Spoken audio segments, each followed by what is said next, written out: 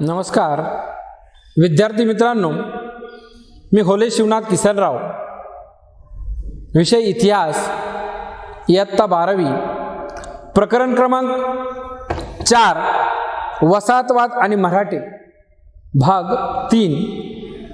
पहिल्या 2 भागामध्ये आपण पाहिलेलं आहे की छत्रपती शिवाजी महाराजांनी या युरोपियन राष्ट्राविरुद्ध कशा पद्धतीने आपली नीती वापरलेली आहे, छत्रपती शिवाजी महाराजांची दूरदृष्टी कशा पद्धतीने होती। त्यांनी या युरोपियन वसाहतवाल्यांना आपल्या जवळ करायचं नाही, त्यांना पक्क्या इमारती बांधू द्यायच्या नाहीत, समुद्रकिनारी जागा द्यायची नाही, मैत्री यांच्याशी करायची, परंतु जास्तही जवळ यांना येऊ द्यायचं नाही आणि जास्त दूरही ठेवायचं नाही। या नीतीप्रमाणे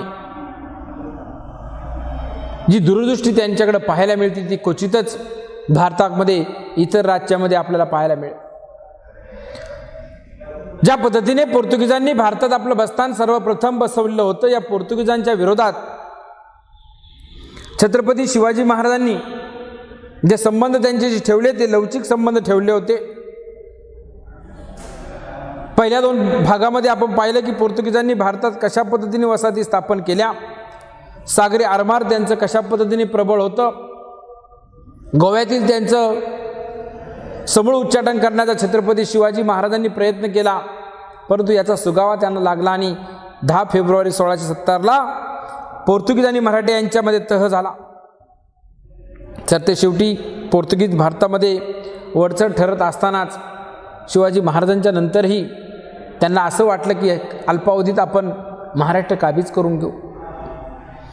राजाबद्दल एक भीती, दरारा पोर्तुगीजांच्या मनामध्ये होता।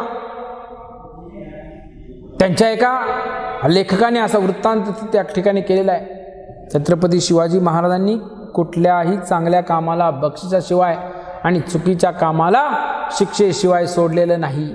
मग या पद्धतीने त्यांनी शिवाजी महाराजांच्या मृत्यूनंतर ते भयमुक्त झाले, परंतु संभाजी महाराजांनी त्याच तडफीने, त्याच शिताफीने 1680 ते 1689 या 9 ते 10 वर्षाच्या कालखंडामध्ये पोर्तुगीजांना आणि इतर वसाहतवाद्यांना महाराष्ट्रामध्ये शिरकाव करू दिलेला नाही। मग या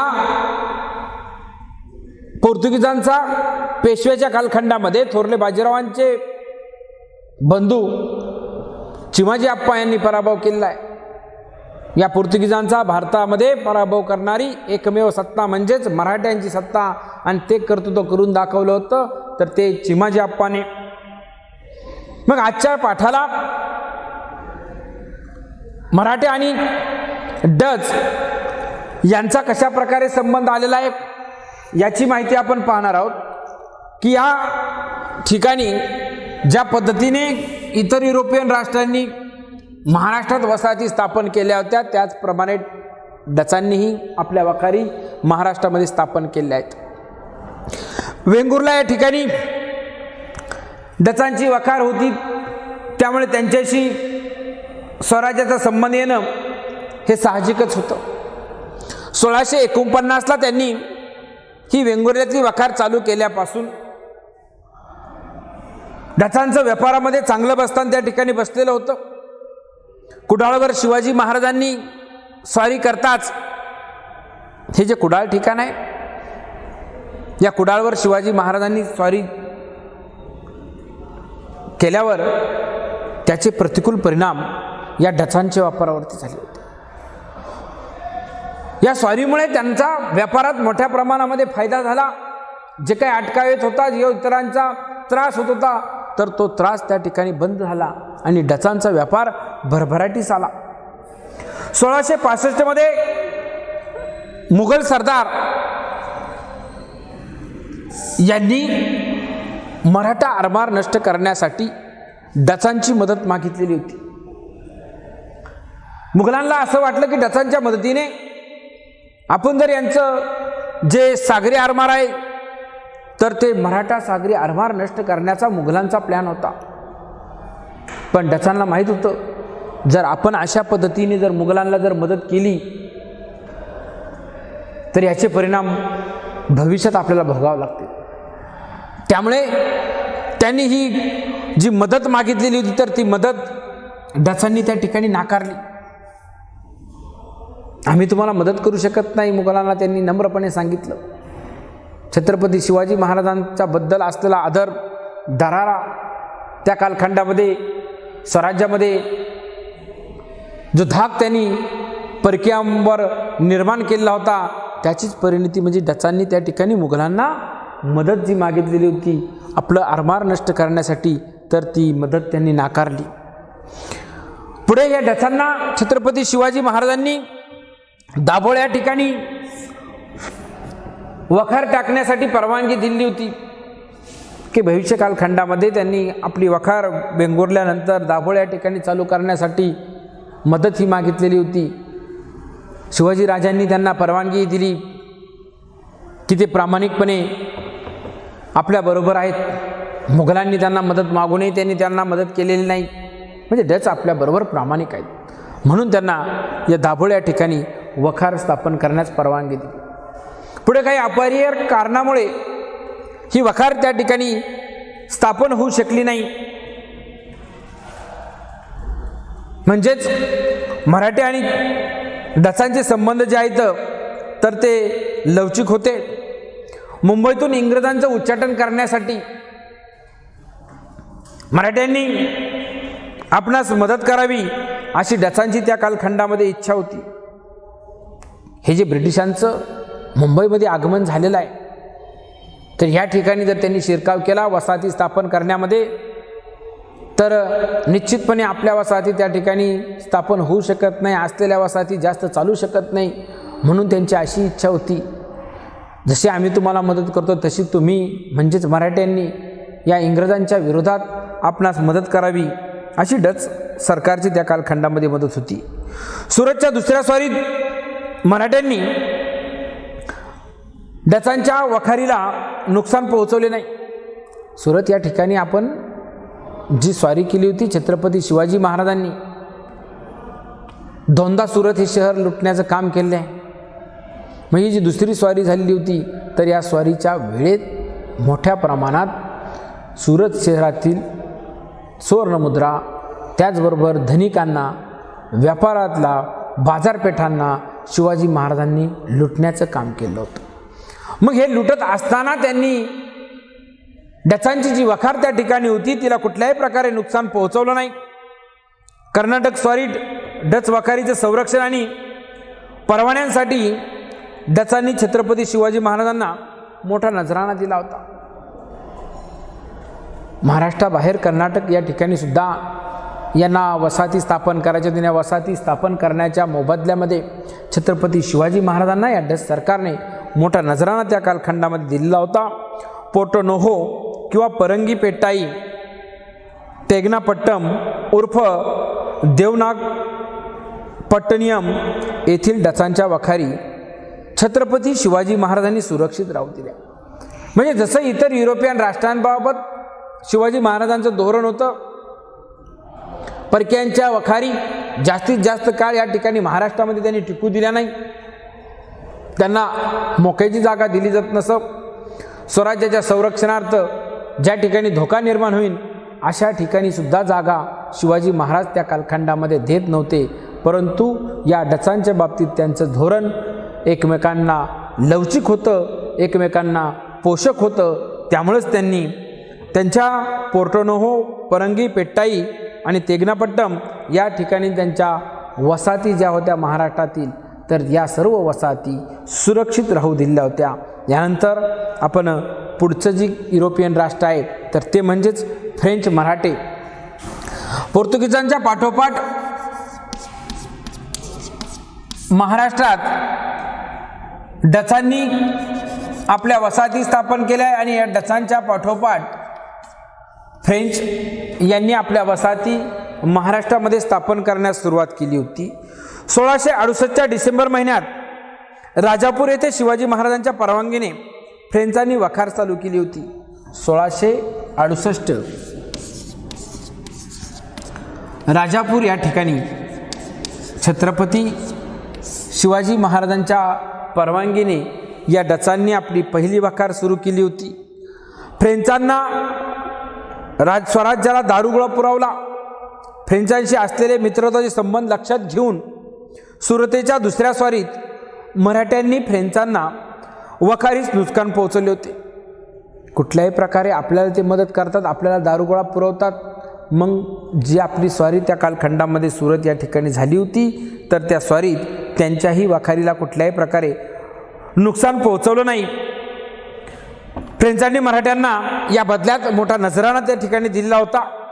1677 मध्ये पॉंडिचेरीचा governor general फ्रास्कोआ 1667 governor general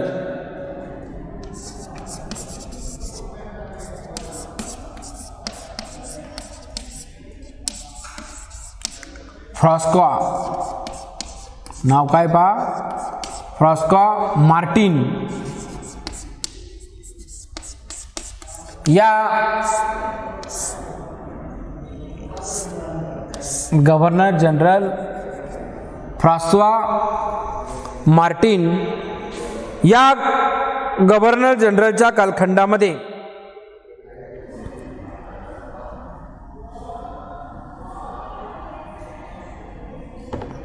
French वखारीस संरक्षण व परवानगा मिळवला होता. छत्रपती शिवाजी महाराजांच्या दक्षिण दिग्विजयानंतर चोरमंडलच्या किनाऱ्यावर मराठ्यांचे प्रभुत्व निर्माण झालं.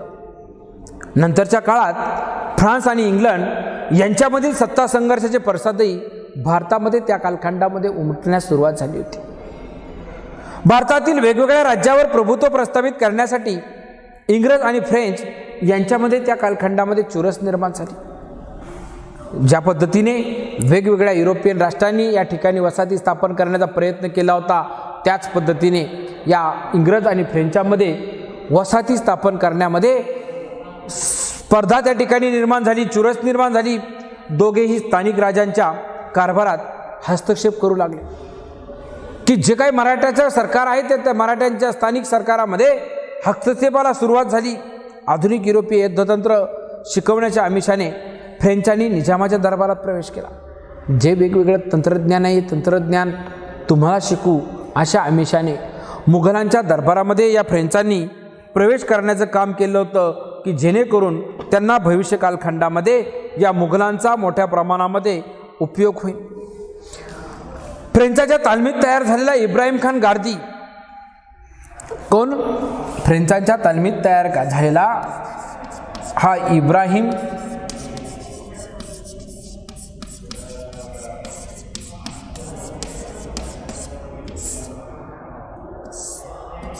लढाऊ, शूर, चाणाक्ष म्हणून या इब्राहिम खान गारदीचा उल्लेख हा केला होतो. तर हा इब्राहिम खान गारदी सदाशिवराव भाऊ पेशवे यांनी मराठ्यांच्या लष्करात त्याला तोफखान्याचा प्रमुख म्हणून नेमलं होतं. त्या तोफा टाकण्याचं काम केलं होतं. तर त्या ठिकाणी एका मुस्लिम व्यक्तीची निवड करून कामात हुशार असलेला लढाऊ बाणा चिकाटी या त्याच्या गुणांमुळे त्यास तोफखान्याचा प्रमुख म्हणून त्या ठिकाणी नेमण्याचं काम केलं होतं. कुठलाही जातपात न पाहता त्याचं काम पाहून, कर्तृत्व पाहून त्यांना संधी देण्याचं काम या पेशव्यांनी त्या कालखंडामध्ये केलं होतं. 1771 इब्राहिम खानने पानिपतच्या तिसऱ्या युद्धामध्ये जो पराक्रम त्या केलेला होता, तर तो पराक्रम अद्वितीय होता. 1761चं जे काही पानिपतचं युद्ध आहे, तर या पानिपत युद्धामध्ये या इब्राहिम खान गारदीने जो पराक्रम केला होता, तर तो पराक्रम अतुलनीय आहे. त्यावर प्रभावित होऊन महाजी शिंदे यांनी फ्रेंच प्रशिक्षक डिबॉइन आणि पेरा यांच्या मदतीने आधुनिक कवायती फौज तयार केली होती. की या इब्राहिम खान गारदीने कशा पद्धतीने या ठिकाणी पराक्रम दाखवला होता, त्या पराक्रमावरती प्रभावित होऊन महाजी शिंदेने इथून पुढच्या कालखंडामध्ये सैन्यामध्ये जी आपल्या कमीपणा आहे, तर तो भरून काढण्याच्या दृष्टिकोनातून कवायती फौजा तयार करण्यास सुरुवात केली होती. आणि यासाठी मदत घेतली होती फ्रेंच प्रशिक्षक डिबॉइन आणि पेरा डिबॉइन आणि पेरा या दोन प्रशिक्षणाची मदत घेऊन की जे फ्रेंचाइज आहेत यांचा उपयोग त्या ठिकाणी निश्चितपणे आपल्याला कवायती फौज स्थापन करण्यासाठी होईल आणि तोफखाना सुसज्ज करण्याचं काम या कालखंडामध्ये महाजी शिंदेंनी केलं होतं. ज्या पद्धतीने इतर युरोपियन राष्ट्रांचा आपल्याला दारुगोळा साठा प्राप्त करण्यासाठी आरमार मजबूत करण्यासाठी मदत ही होत होती, त्याच पद्धतीने कवायती फौज स्थापन करण्यासाठी या फ्रेंचांचा पेशव्यांच्या कालखंडामध्ये मोठ्या प्रमाणामध्ये उपयोग हा झालेला आहे. त्यांनी उत्तर हिंदुस्थानात मराठ्यांचे वर्चस्व निर्माण केलं, तसेच इंग्रजांनाही धाकात ठेवायचं काम हे केलं होतं की ज्या पद्धतीने या कवायती फौजीच्या माध्यमातून इंग्रजांना धाकात ठेवण्याचं काम त्यांनी केलं आणि हिंदुस्थानात मराठ्यांचं वर्चस्व जे आहे तर ते मराठ्यांचं वर्चस्व अबाधित ठेवण्याचं काम तदनंतरच्या कालखंडामध्ये ज्या कवायती फौज त्यांनी स्थापन केल्या होत्या त्या कवायती फौजीच्या माध्यमातून झालं.